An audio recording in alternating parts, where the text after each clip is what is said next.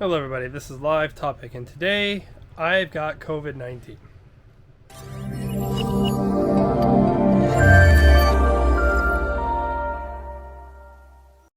So this video isn't particularly an entertaining one. I just wanted to make it because I'm feeling good enough today to make a video and I have nothing else going on. But also because I thought it'd be interesting for people to see what it's like getting COVID in Japan. So people know that Japan's very well known for wearing masks even before the pandemic, and almost everybody, like, I forgot what the percentage is, but it's a high percentage of the population is, I don't know, double vax plus booster, right? And I'm included in both of those categories. I mask every day. I have both of the shots plus the booster of Moderna, and I still am getting COVID-19. Now, obviously, these things don't prevent you from getting COVID-19, but hopefully what it does is it prevents it from getting serious. Right off the bat, what are my symptoms? What have they been like? Well, I'm pretty sure I have one of the newer variants of COVID because I didn't realize this till after doing research and later on, but the first symptoms that I started having was actually nerve damage. Like I had a nerve neck pain, and I started having tinnitus in my ear, particularly this ear right here. And I was, for a couple days, I just heard nothing but beeping, like a high pitched noise tone, and it kept me from sleeping. And it was really horrible. And I thought I had a bad case of tinnitus. And then after a couple days, I started feeling pain. My back was kind of sore, and then I decided to check if I have a temperature, and I had a 38 Celsius temperature, which is roughly like 102 degrees Fahrenheit. I didn't really notice that I had that, but that's what it was like. And I didn't really have much of a cough. I did have a slight cough, but not like it was like very minimal. What I did have a lot of was sinus issues. So I started getting, like, right now my ear's doing it right now, but outside from the ear, I had sinus headaches from right here. Felt like my ears were clogged by day 3 or 4. My ears felt like they're super clogged. I don't really have a hard time breathing most of the day, but sometimes if I'm laying on my back, it is like I feel like my chest is really weak. Like, I can breathe, like there's something obstructing me from breathing, but I feel like it's hard to breathe in a sense. And so anyway, so that's about it for symptoms. But the other night, I went through something. I don't know how to explain it really, other than my whole body was shaking.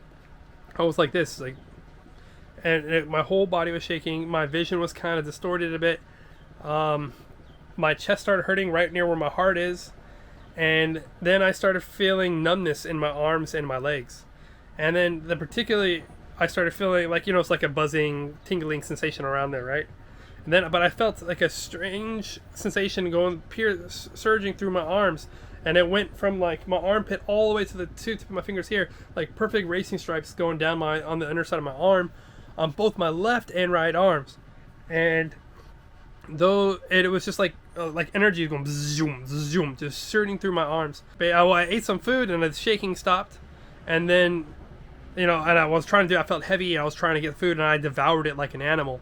And then I just curled up onto the bed, and I just went to sleep somehow. And then I woke up in the middle of the night because my wife had called the doctor to come and see me. And that's one cool thing about Japan, is that they still do house calls. And I had a doctor come and check me. So here's the thing. She wanted to call 911, but I didn't want to call 911, go to the hospital.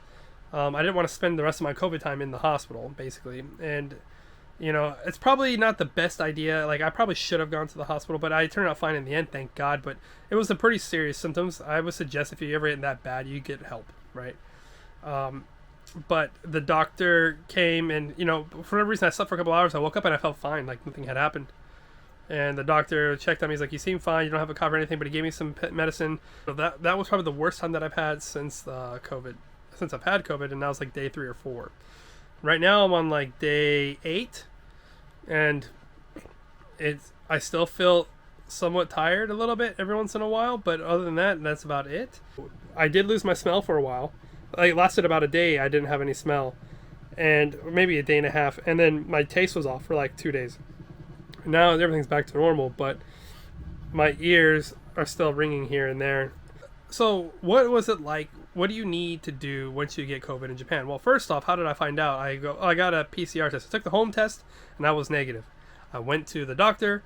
I got a PCR test, and that next night, around 11 p.m. I got a message saying you're negative of COVID-19, but what we're looking at here, it looks like there's a possibility it could be positive. So we're going to retest it. Please be patient. We don't know when it's going to get back to us. They retested it literally 15 minutes later. I get my next results and it's like, yes, you are indeed positive. At that point, they give me all the information that I need to basically let the government know that I do have COVID, report my case.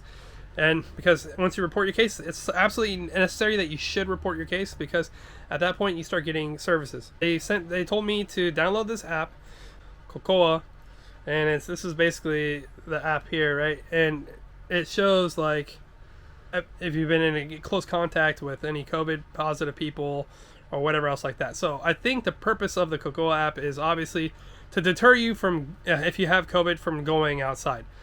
Like once you've registered everything, usually within a day or two, they send you everything that you need. So they sent me one of these. It's a rental, so they gave me the packaging and everything else like that. So when I'm done with COVID, I had to send it back. Look, I'm good, thank God.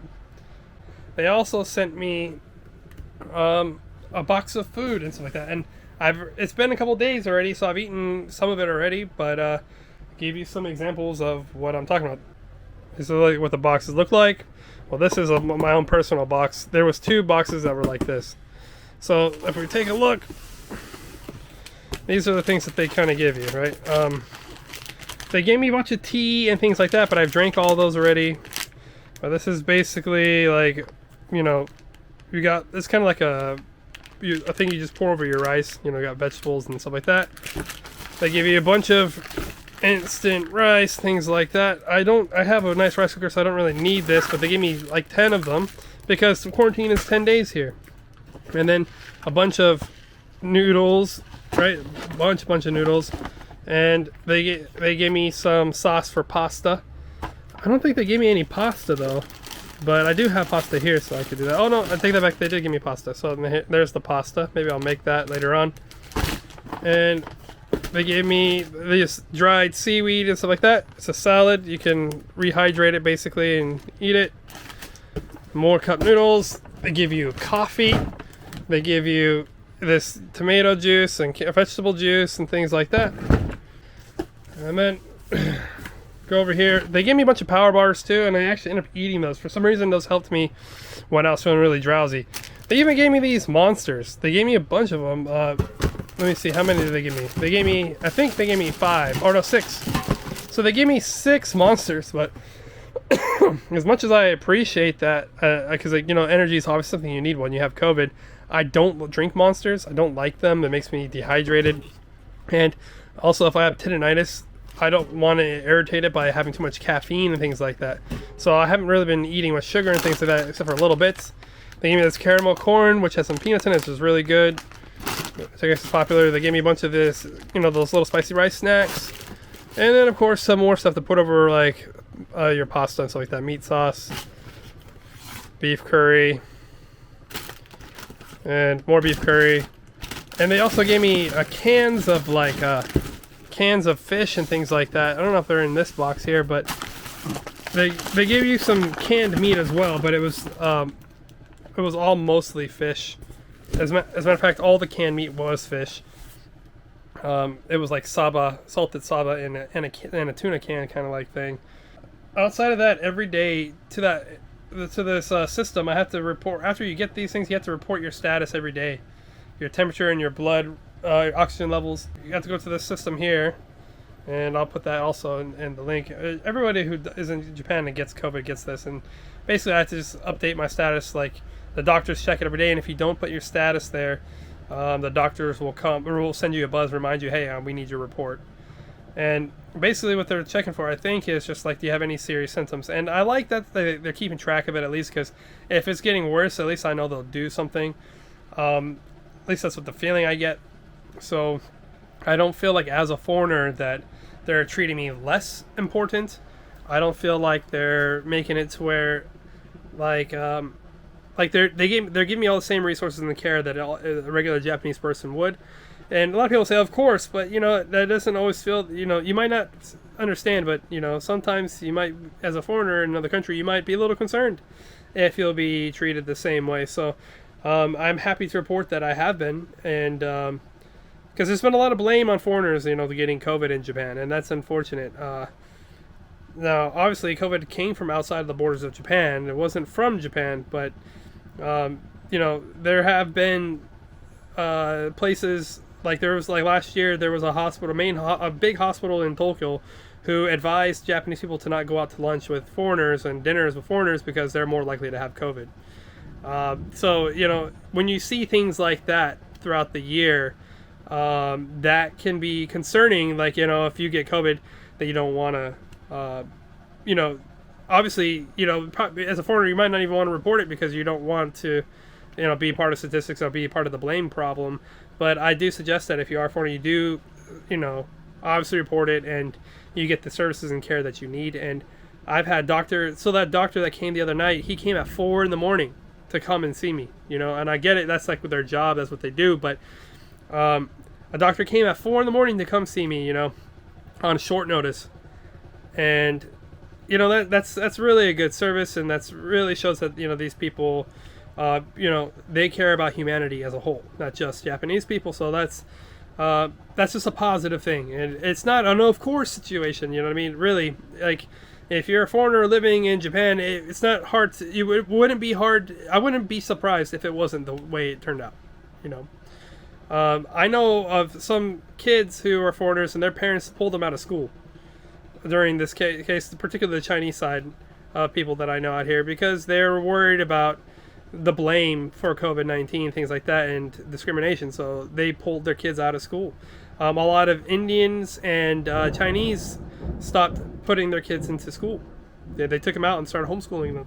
I hope that everyone out there is being safe and no one has to go through what I'm going through. But other than that, things are going pretty good. I just want to stay strong and happy for my daughter and family. And that's the other thing, man. Like I will say though, it is depressing. I was really going through a lot of things the last 2 weeks, and pertaining to like the tinnitus and all that other stuff.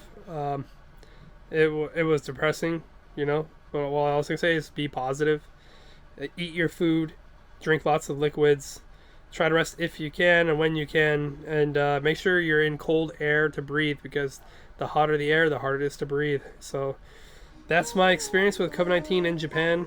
I know it's not an exciting video, but thank you all for listening. So in the meantime, please don't forget to like, subscribe, and comment, and share the video out there. It does help me out a lot. And of course, I'll see you guys all in the next video.